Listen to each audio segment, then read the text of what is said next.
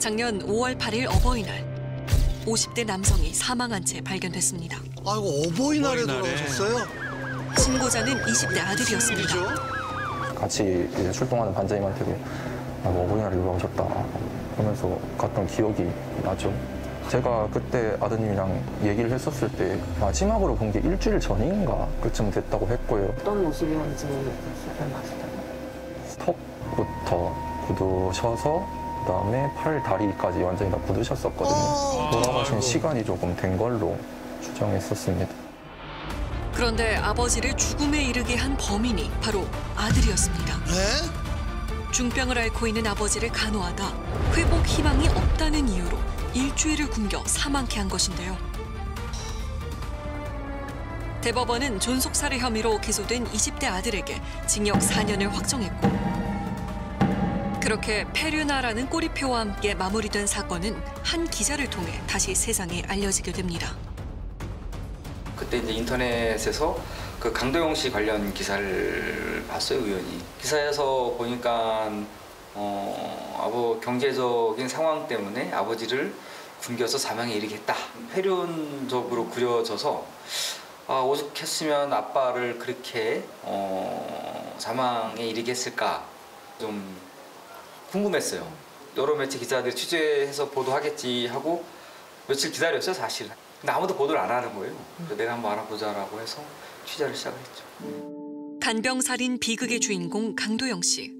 우리는 기자와 강도영 씨가 주고받았던 편지를 입수해 아무도 주목하지 않았던 그의 이야기를 하고자 합니다. 21살 청년 강도영 씨는 어떤 사람이었는지부터 알아야겠습니다. 저도 처음에 그 이야기를 듣고 놀랬거든요. 근데 우선 학생이 되게 섬세하고 진짜 누구한테 해를 끼치고 그런 학생은 절대 아니었거든요. 근데 상담하면서 이제 집안이 조금 그냥 어렵다 한 정도는 알고 있었죠. 뭐 어렵다고 먼저 이야기하는 스타일은 아니에요. 씨는 어떤 친구예요? 착하고 좀 여렸어요. 외모적으로는 좋은 시선은 아닐 수 있는데 우리 자체가 되게 착하고 친구들이랑 장난도 잘 받고 이래서 가정사가 조금 힘들다 이런 거는 대충 두문두문 들어서 그때부터는 정도는 알고 있었어요. 딱히 저한테 직접적으로 집이 좀 어려웠네요. 근데 계속 여러 번 집에 가면서 저도 자연스럽게 어느 정도 이제 파악을 하게 됐죠. 3년 전부터 부자가 살았던 집. 이곳에서 우연히 집주인을 만났습니다. 따로 자기 살고 나는 아래층에 내 혼자 있었지. 따로 또 출입구가 있는 거예요? 어디에요? 보증금 1,000만 원에 월 30만 원. 바로 이곳 2층에서 부자는 생활했다고 합니다. 집주인은 사망 사건 이후 세를 받지 않고 집을 그대로 비워뒀다고 하는데요. 야, 짐은 다 빠졌는데 곳곳에 곰팡이나 이런 것들은 그대로네요. 그러니까요. 이것 하나는 또렷이 기억난다고 합니다. 그때 아들이 돈이 없어 밥을 먹는다 해. 돈 10만 원 졸업해서 그때 10만 원 줬어. 아마 받았겠지만 밥 먹는다고 하는데 그 의원은 아니, 밥을 못 먹는다라는 게 요즘 세상에 이게. 여전히 집 앞에 쌓여있는 고지서. 대체 그에겐 무슨 일이 있었던 걸까요? 회사 잘리신 후에 파산 얘기까지 나오는 상황까지 갔습니다. 아버지의 유서도 봤습니다. 아유, 참. 그래도 계속 버티며 다시 얻은 행복이었는데 불행은 마치 행복한 순간을 기다렸다는 듯 나타났다고 합니다. 아이고. 뇌출혈로 쓰러졌다는 아버지 번호로 걸려온 구급대원의 목소리는 제게 절망과도 같았습니다. 아이고, 참. 가스는 아마 12월부터 끊겼을 거예요. 그땐 찬물로 씻고 휴대용 가스 버너에 집에 남은 부탄가스를 사용해 밥을 먹었습니다. 옷을 더 껴입고 살았었습니다. 아마 돈을 못 내서 그랬는 것 같아요. 무작정 일을 해야겠다는 생각에 면접도 여러 번 봤지만 남들보다 큰 몸집 탓에 번번이 떨어졌다고 하는데요. 네, 그동안 아버지가 생계를 책임지면서 도영 씨가 제대로 된 사회생활을 해본 적이 없다고 해요. 경력도 없으니까. 예. 하지만 딱 한 곳에서 연락을 받았다고 합니다. 사장님 진짜 고마운 분이네요. 편의점 사장님은 강도영 씨를 어떻게 기억하고 있을까? 혹시 여기서 일했던 알바생들 이해를 조금 못했을 거예요. 예. 아버지 때문에 드문드문 빠지기도 했었고요. 처음에 그러면 이제 알바생 수용하셨을 때 좀 듣고 뽑았죠. 대화를 하다 보니까 아버지가 좀 아프시다는 이야기도 했었고 병원에 계신다는 얘기도 했었고. 시급 6,500원. 하루 최대 12시간 야간 편의점 일을 했던 도영 씨. 힘들게 얻은 일인 만큼 누구보다 부지런히 움직였습니다. 그렇게 일을 하고 돈을 벌면 다 해결될 줄 알았는데 세상은 도영 씨에게 그리 호락호락하지 않았습니다. 뇌출혈로 쓰러지신 후 7개월가량 병원 생활을 하셨습니다. 생활비가 없어지고 결국 편의점에서 아르바이트를 하며 한 달 수입 55만 원 남짓으로 식비, 생활비, 월세로 쓰기 턱없이 부족하였고 아버지가 쓰러진 이후의 삶은 지옥 그 이상이었습니다. 얼마나 막막했을까요? 나 10,000원도 없었다는 사실 그런 얘기는 안 했어요. 꽁꽁 숨겨 드러내지 않았던 가난은 점점 그를 옥죄어 왔고 결국 주변에 도움을 요청할 수밖에 없었다고 하는데요.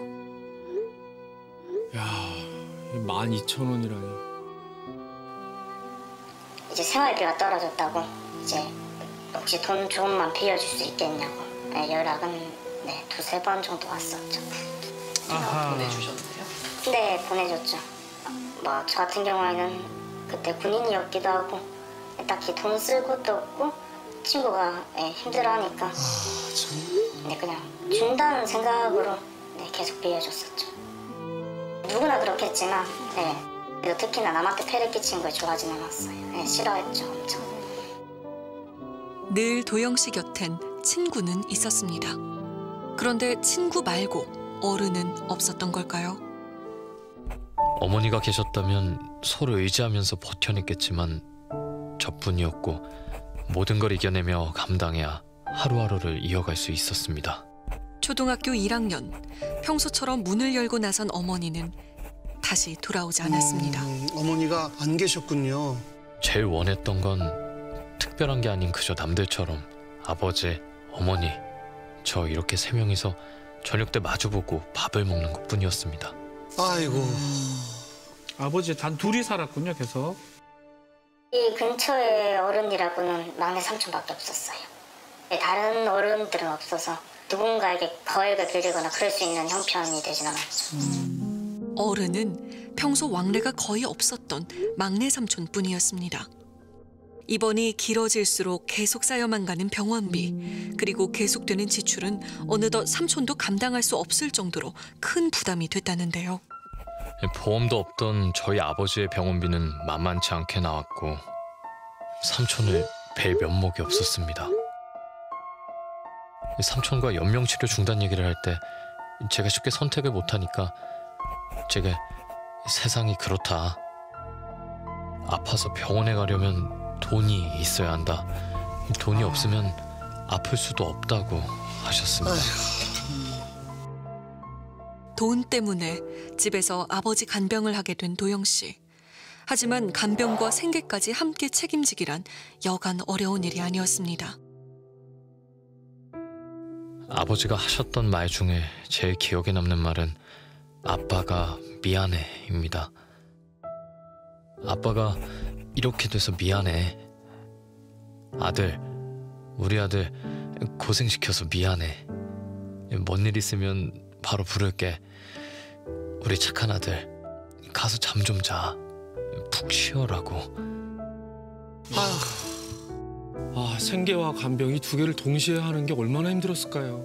아버지가 다 알고 있었던 게 아닌가 싶어요. 그 할머니가 뇌출혈로 쓰러지셨어요.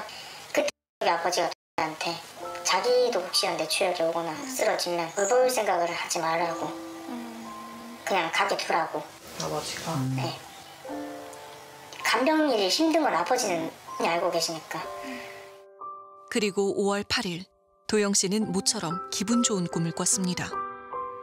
꿈에서 아버지가 나오셔서 건강하신 몸으로 집을 청소 중이셨다. 나는 너무 놀래서 아빠 괜찮아? 라고 하자 아들 고생 많았어. 꿈에서 웃으면서 말하셨다. 그리고 아빠를 앉자마자 꿈에서 깨고 아버지 방에 가보니 돌아가셨습니다. 강도영 씨가 도움을 요청할 곳이 정말 단 한 곳도 없었던 걸까요? 그 조회해봤는데 아예 신청 연락이 없었다고. 네, 없었어요.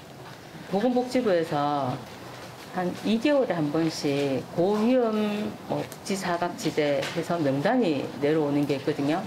그 명단에 이제 그 집이 있었는데 그거는 이제 사건이 다 터지고 그 명단을 저희들이 받았고 그게 바로 이제 며칠 사이였어요. 통보된 명단은 강도영 씨의 아버지, 그러니까 강영식 씨의 이름이 있었습니다. 신청하지 않으면 지원을 못 받는 건가요? 맞는데 꼭 본인이 신청해야 되는 건 아니거든요. 그럼 제3자가 신청할 수 있는지 저도 몰랐어가지고. 제3자 충분히 됩니다. 이웃에서 신청하실 수도 있고요. 학교에서 선생님이 신청하실 수도 있고요. 병원에 간병인도 되고요. 예, 다양한 신고 의무자가 있는데 이제 꼭 한쪽에 이제 사각지대는 발생이 되더라고요. 하지만 강도영 씨도 가만히 있었던 건 아니었는데요. 동사무소에 연락해보니 서류가 여러 개 필요하더라고요. 근데 돈이 들 줄은 생각도 못했는데 발급 비용만 5, 6만 원 정도 필요하더라고요. 발급 비용? 병원까지 왕복 차비도 당장에 간당한데. 기자는 취재 도중 뜻밖의 사실 하나를 알게 됐다고 합니다. 단 한 번도 밀리지 않고 매달 병원비를 꼬박꼬박 납부했죠. 병원에서는 이 분들이 경제적으로 위기가 있고 어려운 처지에 있구나라는 상황을 인지를 못했다고 그러더라고요. 강도영 씨는 착해서 살인범이 됐다. 매정하게 연락을 끊고 본인 혼자 살겠다고 도망갔으면 불효자는 됐을지언정 살인범은 안 됐거든요. 이게 무슨 안타까운 말이에요. 이게? 굉장히 아이러니한 일이죠. 당시 강도영 씨 아버지가 치료받았던 병원을 찾아 물었습니다. 병원비는 다 납부하셨어요. 그래 만약에 안 내게 되면 강제 퇴원이 불가능한가요? 혈액법상의 강제 퇴원이라는 건 병원에 없어요. 치료를 받을 수 있도록 계속 해드리는 케이스가 연에 10건이 넘어요. 많습니다. 그런 부분이. 근데 그런 부분에 대한 경제적 이제 병원에서는 다 그거를 로스 처리를 해야 되는 거죠. 받을 수 있는 방법이 없으니까. 몇 천만 원씩 이렇게 미수가 생기는 경우가 많아요. 병원에 치료받았는데 돈 안 내고 있어? 그럼 병원에서 못 쫓겨내요. 법이. 아무도 나가라는 사람은 없다고 돈을 내라 그러지 그냥. 못 쫓아낸다고. 근데 본인이 집에 모시고 같이 하면 돈 없다고. 우리는 다방면의 전문가와 함께 강도영 사건을 다시 한번 짚어보기로 했습니다. 먼저 강도영 씨의 정신 상태에 주목해야 한다는 전문가. 일단 수사 신문 조사를 보면은 굉장히 말들이 횡설수설 이 말을 했다가 저 말을 했다가 진술이 계속 바뀌고 나중에 검찰 조사에서는 오히려 자기가 한 행동보다도 더 많은 죄를 인정한 듯한 굉장히 스스로를 자책을 굉장히 많이 하는 듯한 그런 진술까지 하고 있습니다. 오히려 자기를 방어하기는커녕 우울감으로 인한 극도의 죄책감으로 모든 걸 자기 탓이라고 일종의 인지의 왜곡, 오류의 상태에 빠져 있지 않았나 생각합니다. 아버지의 사망 원인 역시 다시 살펴봐야 한다는데요. 간호기록상이나 의무기록상에서도 지금 사망 가능성이 매우 높다라는 언급이 상당히 많이 나옵니다. 사망의 원인을 가족이 돌보지 않아서 그게 모든 원인의 다인가라는 질문을 해볼 충분한 여지가 있다고 봅니다. 본인이 지금 이 장면을 어디서도 얘기하지 않거든요. 그래서 좀 너무 안타까운 거는 좀 신체 감정에 준해서 정신 감정이 강도영 씨에게 있었으면 하는 안타까움이 들고요. 이 경우에는 뭐 증거 대부분에 동의한 상태에서 재판부에서 그냥 법리적으로 이게 뭐 연속 살인이냐 부작위냐 아니면 유기치사 그 정도만 가리면 됐기 때문에 재판은 굉장히 빠르게 진행됐었던 거죠. 이야, 재판이 증거 동의하면 바로 재판 진행되는 거거든요. 강도영 씨의 자백이 별다른 검증 없이 그대로 증거가 된 것이 안타깝다고 합니다. 그 의무를 이행할 환경과 처지에 대해서는 전혀 고려하지 않았죠. 강도영 씨를 방치하고 도움의 손길을 내밀지 않은 우리는 어떤 처벌을 받아야 되나, 우리 공동체는, 국가는. 저는 그런 생각을 하게 됐죠. 그리고 모든 짐을 왜 삼촌이 짊어져야만 했는지도요. 걔도 사실 이게 왕래 없는 친척이면 하기 어려운 금액이었을 것 같은데.